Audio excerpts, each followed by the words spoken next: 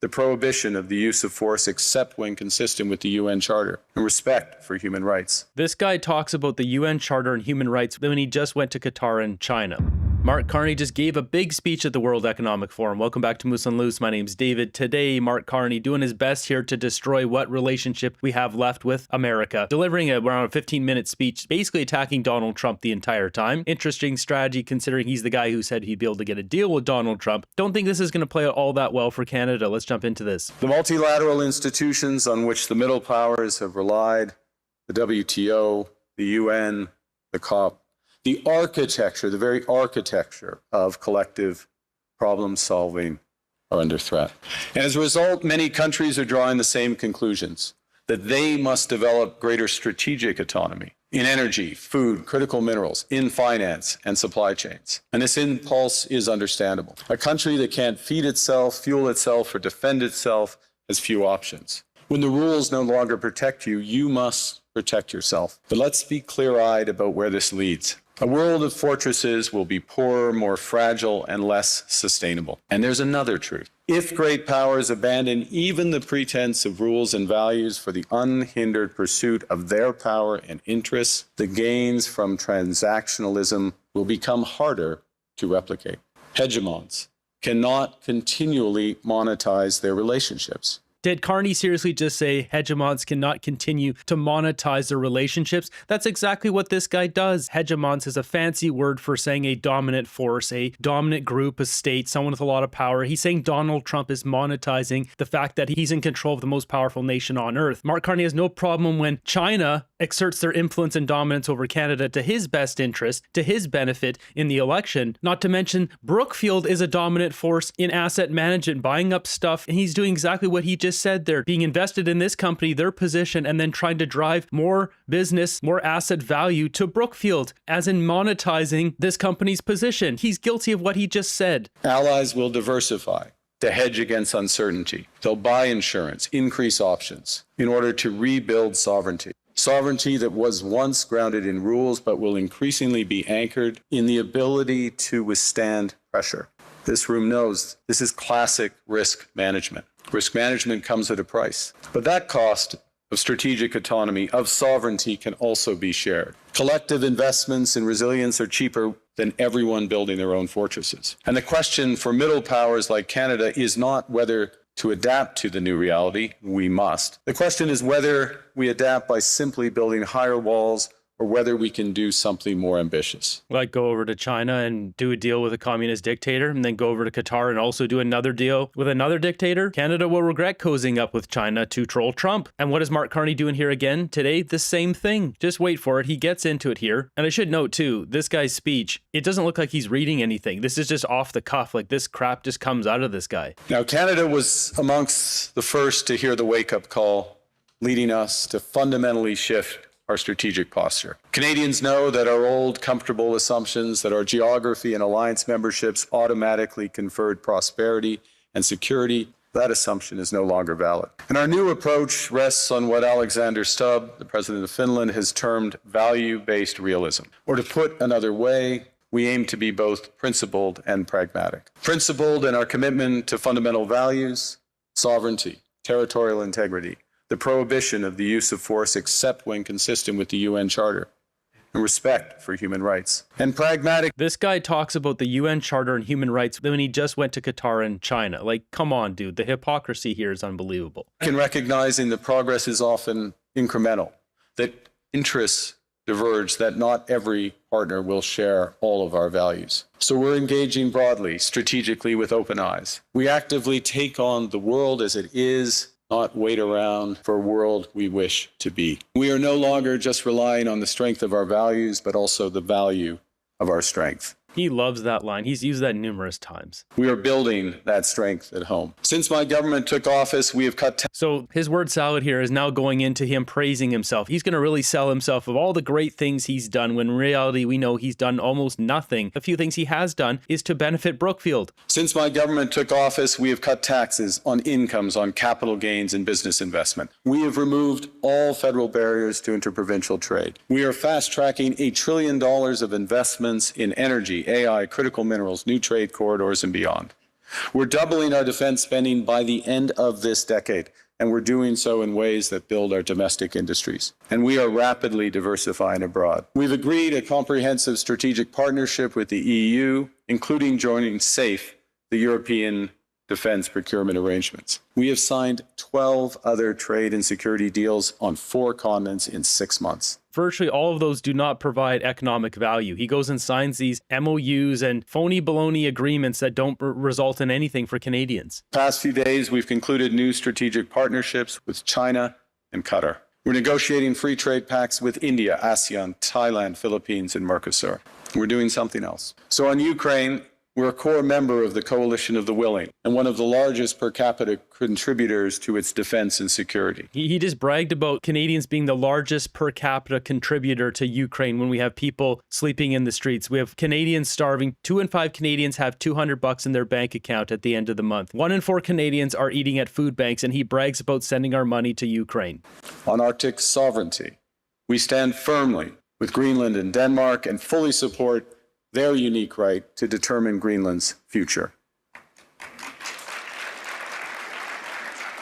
Do you stand with the Inuit women of Greenland who were forced to have IUDs installed against their will in the 1970s by the Danish government? We need to be honest about the situation here. This whole Greenland thing is just completely blown out of proportion. Of course, Donald Trump is doing what he does. He keeps fueling the fire. We've got this on CTV. Trump shares altered map of U.S. flag covering Canada, Greenland, and Venezuela. So here's an AI image that Trump released on Truth Social, like 1 a.m, showing America, Canada, Greenland, and Venezuela all as American territory. I mean, he's stoking the fire. He likes riling people up. He knows no one can clap back at him. He's got the most amount of power. I mean, this is what he does. He relishes in this kind of stuff. And you can see on his account here, he posted this AI image of himself putting up a flag on Greenland, U.S. territory 2026. And also what he did is he showed personal text messages from Macron, which is an interesting decision. My friend, we are totally in line on Syria. We can do great things on Iran. I do not understand what you're doing on Greenland. Let us try and build things. I can set up a G7 meeting after Davos in Paris on Thursday afternoon. I can invite the Ukrainians, Danish, the Syrians, and the Russians in the margins. Let us have dinner together in Paris together on Thursday before you go back to the US. He also showed this one from Mark Rutte, the Secretary General of NATO. Mr. President, dear Donald, what you've accomplished in Syria today is incredible. I will use my media engagements in Davos to highlight your work there in Gaza and in Ukraine. I'm committed to finding a way forward on Greenland. Can't wait to see you. Yours, Mark. Canada's trapped between a rock and a hard place here. Essentially, we have the President of America who doesn't have Canada's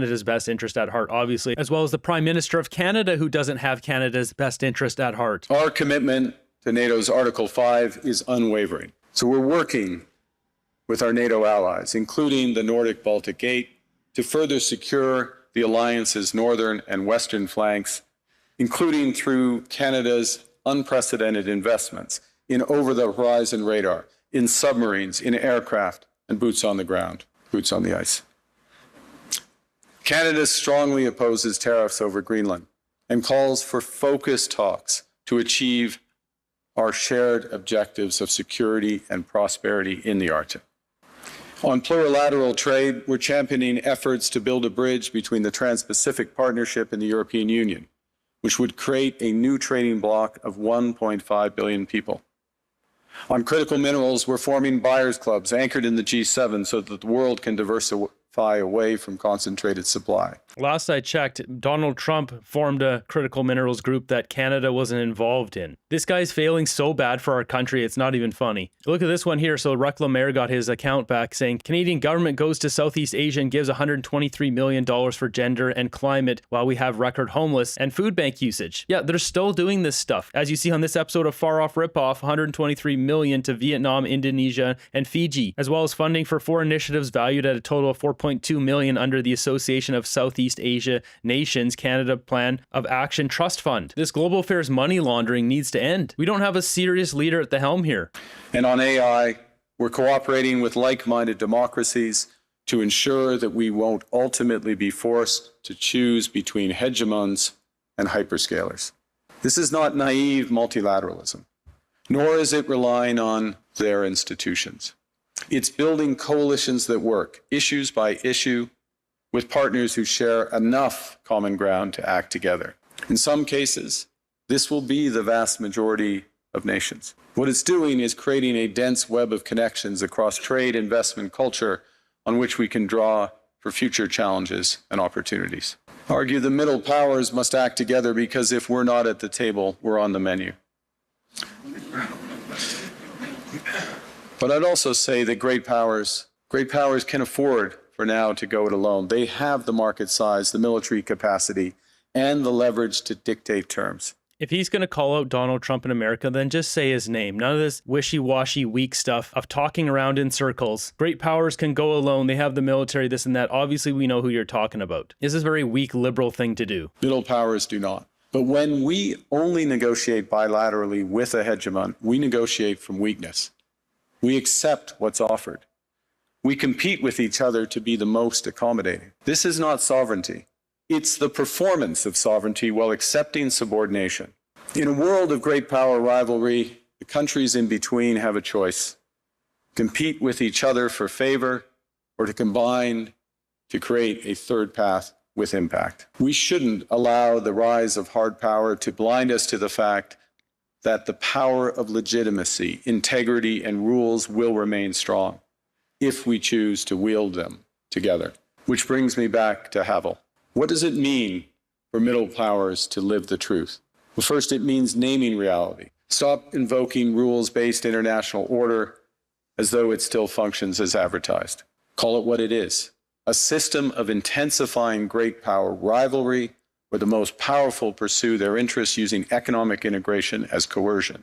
It means acting consistently, applying the same standards to allies and rivals. Carney with a full critique of Donald Trump here. He needs to look in the mirror. Mark Carney's one of the biggest hypocrites on planet Earth. He goes over to China to do deals with Xi Jinping, where he's captured and jailed over 1 million people simply because of their beliefs. And he talks about treating our allies and rivals with the same standards. This is the guy who helped Brookfield dodge $5.3 billion in taxes. And he talks about standards. This guy helped Brookfield rip off our country. Rosemary Barton even asked about his conflicts of interest. He demeaned her on national television saying, what possible conflicts of interest could I have? And here he has hundreds of them. This guy talks about standards. He has no standards. His standards are to rip off people, but then he wants all of us to take a knee and bow to him, and he can use us as his personal little piggy bank to get rich. While we're talking about standards, this guy, while at the helm of Brookfield as vice chair of ESG and chair of Brookfield Asset Management, was in charge of numerous assets here that were wrapped up in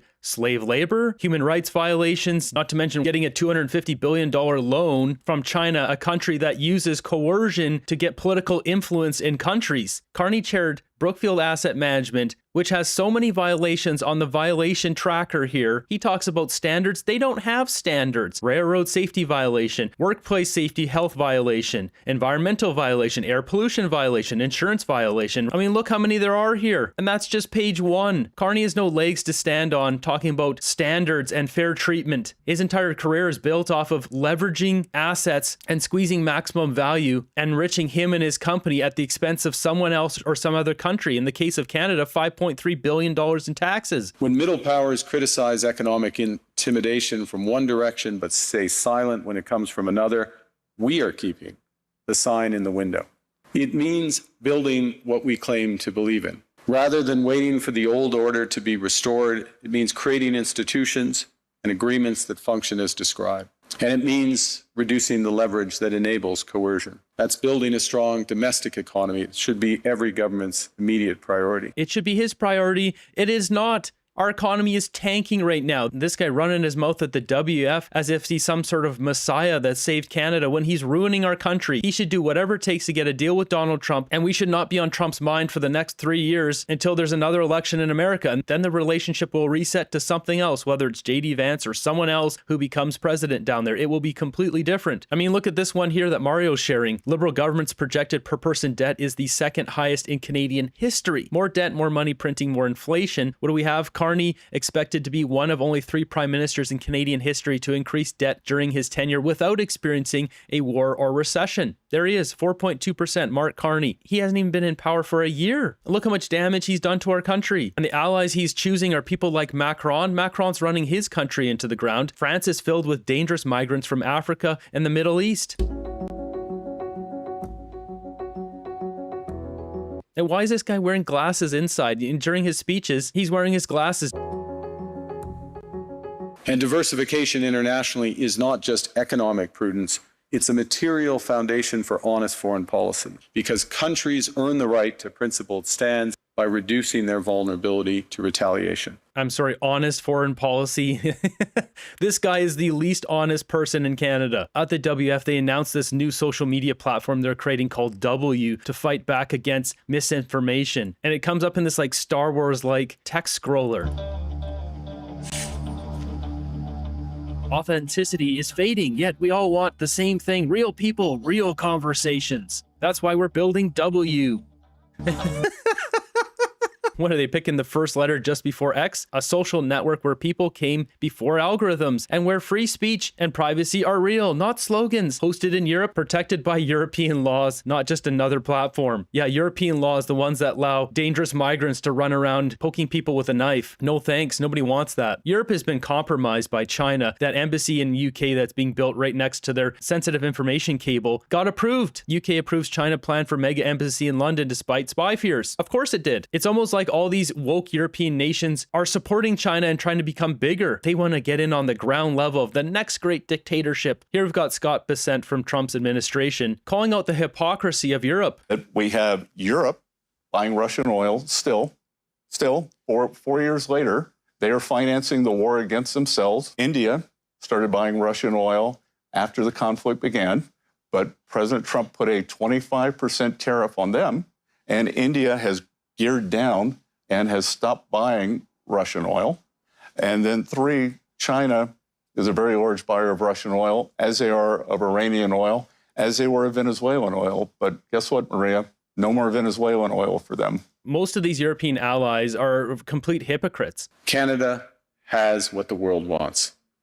We are an energy superpower. We hold vast reserves of critical minerals. We have the most educated population in the world.